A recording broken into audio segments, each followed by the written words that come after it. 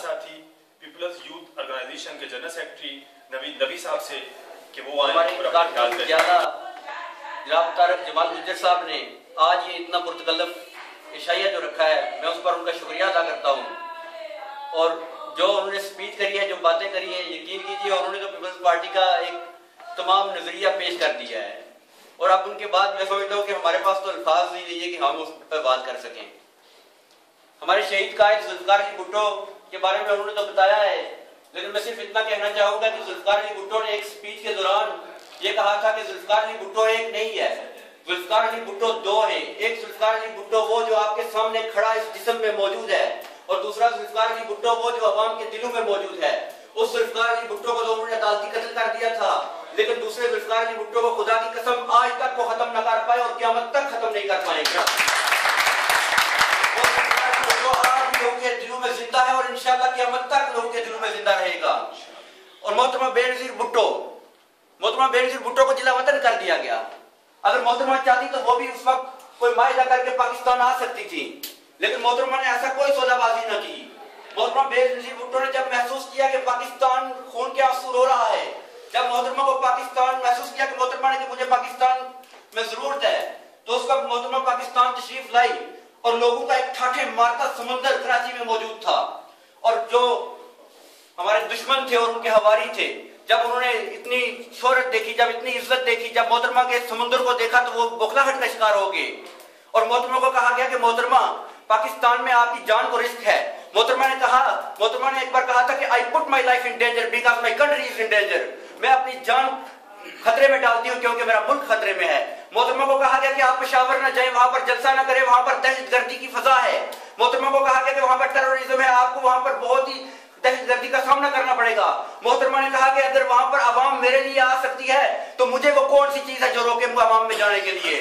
मोहतरमा ने अपनी जान की परवाह न किए हुए हर जगह जलसे में गई और वहां के लोगों ने उनको बहुत अच्छा रिस्पॉन्स दिया। लीडर हो तो ऐसी जिसको किसी बात का डर न हो। आज तो वहां पर लीडर सिक्योरिटी मांगते फिर रहे हैं, बुलेट प्रूफ गाड़ियों में फिर रहे हैं। आज वहां पर लीडर जो है वो अपने साथ पहले पाकिस्तान जाने से पहले वो वहां पर अपना सिक्योरिटी का प्रोग्राम पूरा तरतीब देते हैं, उसके बाद पाकिस्तान जाते हैं। लेकिन मोहतरमा बेनज़ीर भुट्टो ने कहा नहीं, मैं उनमें से नहीं हूं, मैं अवाम के लिए अवामी लीडर हूं और अवाम में मरना पसंद करूंगी। और उन्होंने वो बात साबित करके दिखाई। अब मैं आसिफ अली जरदारी के बारे में बात करना चाहूंगा। हमारी पार्टी का सदर है, वो पार्टी के सदर और सदर मुमलिकत पाकिस्तान कहते हैं कि आसिफ अली जरदारी ने किया क्या है।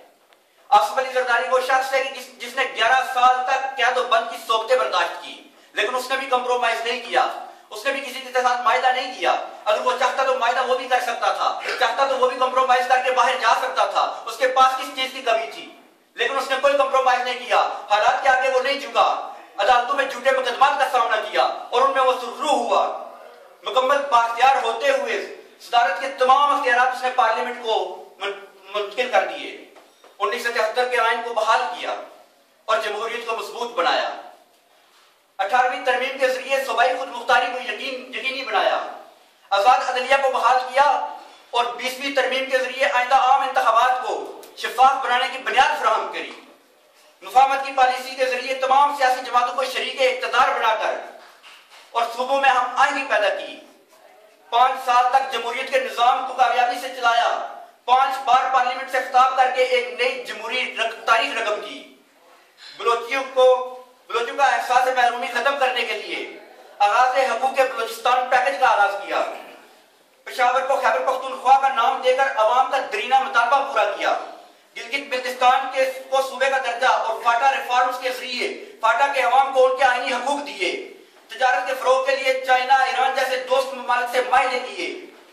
ग्वादर पोर्ट चाइना के हवाले की और उसके अलावा ईरान गैस पाइपलाइन तमाम तर दबाव को मुस्तरद करते हुए, आलमी दबाव को मुस्तरद करते हुए उसने वो मायदा भी कर लिया। अब कहते हैं आप उसने क्या किया। आखिर में मैं बिलावल भुट्टो से ये कहती करते हुए चंद अशआर के साथ इजाजत चाहूंगा। एक गजल है बिलावल के बारे में, मैं ऊपर उसके साथ इजाजत चाहूंगा।